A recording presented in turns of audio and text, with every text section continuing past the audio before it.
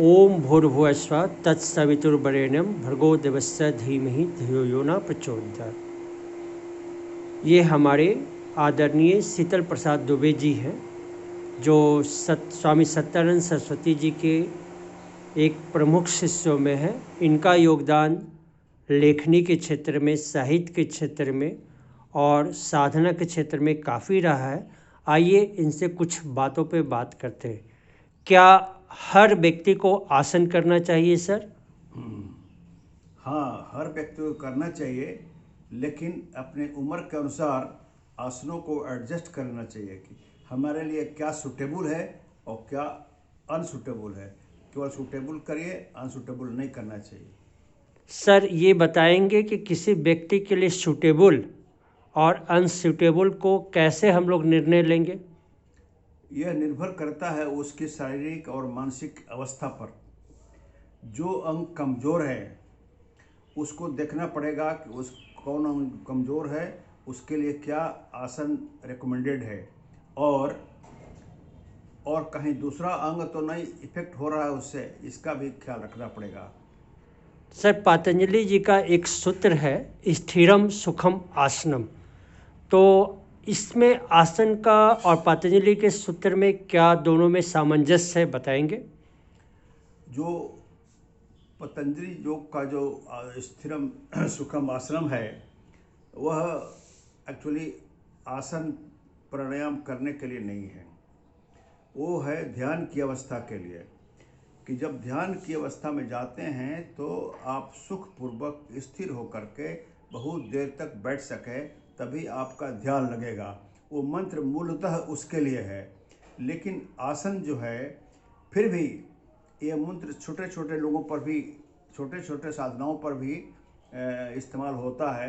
जितना आप स्थिर रहेंगे, जितना एकाग्रचित रहेंगे, उतना आपको फायदा ज़्यादा होगा। अच्छा, पतंजलि के 4 पाद हैं, ठीक है? उन पादों के ऊपर थोड़ी सी प्रकाश आप डालेंगे। समाधि पाद, साधनान पाद, विभूति पाद और कैवल पाद। देखिए, इस पर डिटेल अभी तो नहीं बोल सकते हैं, क्योंकि मैंने पढ़ा ज़रूर है सारे को, और याद रखना भी मुश्किल है। यदि बाद में कभी पूछिएगा तो इंडिविजुअली कभी कभी, तो हम तो प्रिपेयर होकर तब बताएंगे।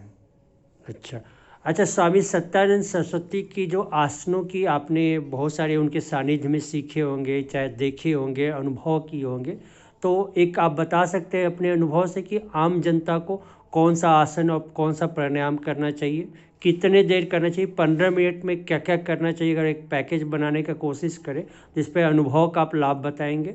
हाँ, ये बहुत अच्छा प्रश्न है।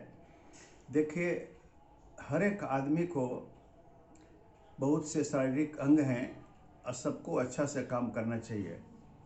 लेकिन उम्र की अवस्था जैसे जैसे बढ़ती जाती है, बहुत सा रुकावटें आ जाती है।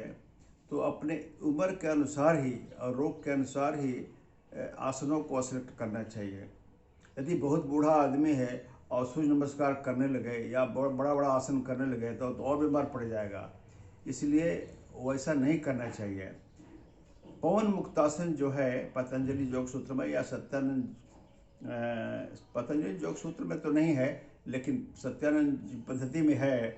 उसे पवन मुक्तासन बहुत ही प्रभावी है और हर उम्र के लोगों के लिए लाभदायक है। वो इसमें भी 3 पार्ट है, पार्ट 1, पार्ट 2, पार्ट 3। पहला में है ये वायु निष्कासन वाला, वो बिल्कुल सरल है, सबको करना चाहिए, बच्चे, जवान, बूढ़े।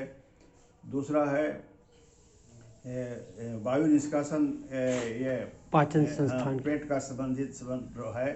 तो उसमें ये जिन लोगों का पेट की समस्याएं हैं, गैस की समस्याएं हैं, पाचन की समस्या है, कंस्टिपेशन की समस्या है, वो लोगों को वो जरूर करना चाहिए। ऐसे भी प्रिवेंशन के लिए भी करना ठीक है। और तीसरा जो भाग है और सत्य। वो है शक्तिवर्धन आसन। उससे करने से हमारा शक्ति की वृद्धि होती है। हम जो शक्ति खोए रहते हैं वो फिर गेन होना शुरू हो जाता है, उसमें ऐसा होता है। अच्छा सर, पवन मुक्तासन भाग 1 जो है और सांसों के साथ करने पर ज़्यादा लाभदायक होगा कि बिना सांसों का करे तो ज़्यादा नहीं, लाभदायक? बढ़िया है। श्वास के साथ तो हरदम करना चाहिए।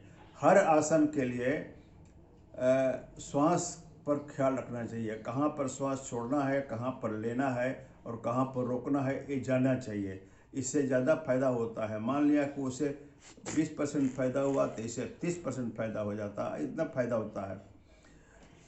रह गई बात आसन का, तो छोटे छोटे आसन जो है, पवन मुक्त आसन में यदि सांस लेने में गड़बड़ी हो जाती है तो हानि कुछ नहीं होता है। बड़े बड़े आसनों में यदि श्वास लेने में उल्टा हो जाता है तो फायदा के बदला हानि भी हो सकती है।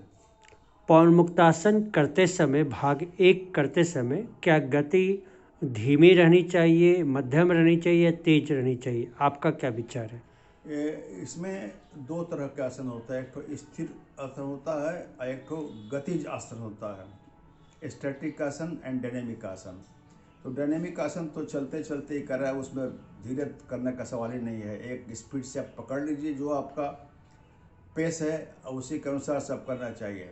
रह गई स्टैटिक आसन, उसमें एक मॉडरेट सीमा तय करना चाहिए कि हमको कितना देर तक इंतजार। एक आसन का पोजीशन ले लिया, फिर थोड़ा सा रुके, फिर दूसरा आसन किया, उसका उल्टा किया, इस तरह से करते हैं।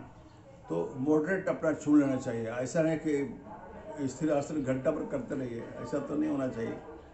हाँ, किया 1 2 3 4 5 गिनती तक रुके, फिर अपना श्वास छोड़ा, इस तरह से करना चाहिए। सर, अपने जीवन में कितने सालों से योग के प्रति आपकी रुचि है? कब आप योग से जुड़े थे और कितने सालों से आपकी? देखिए, हमने पहले 1987 में स्वामी कवलानंद जी आए थे, तो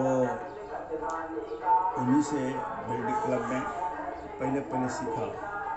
हमको भी थोड़ा प्रॉब्लम था उस समय, गैस उसका, तो हमने सीखा। तब से इंटरेस्ट हो गया और उसके बाद हम इसमें लग गए और तब से लगातार हम कुछ न कुछ करते हैं, जरूर करते हैं, छोड़ते नहीं हैं। मतलब 13 साल और 21 साल यानी 34 साल आपके योग से जुड़ाव हो गए। हाँ, हो गया। और सर, अभी आपकी उम्र कितनी है? अभी 82.5 एक्चुअली आज है, आज एक्चुअली 82.5 ईयर्स हो गया। मतलब देखिए, 82 साल में आप देखिए, 82 साल के काफ़ी स्वस्थ, मतलब 82 साल की उम्र में 34 साल इन्होंने योग को समर्पित किया है। इनके अनुभव अपार हैं, इनके लाभ हैं। तो हम लोग ऐसे ही धीरे धीरे करेंगे, इनसे और भी कभी ध्यान के ऊपर कभी चर्चा चलेगी, तो हम आपकी बातों को जन जन तक फैलाएंगे और लोगों से, ऐसे योगियों से, ऐसे योग के साधकों से, ऐसे योग के प्रेमियों से आपको समय समय पर मिलाते रहेंगे। अगर इस चैनल में आप पहली बार हैं तो धन्यवाद और सब्सक्राइब करें मेरे चैनल को। प्रणाम। ओम शांति।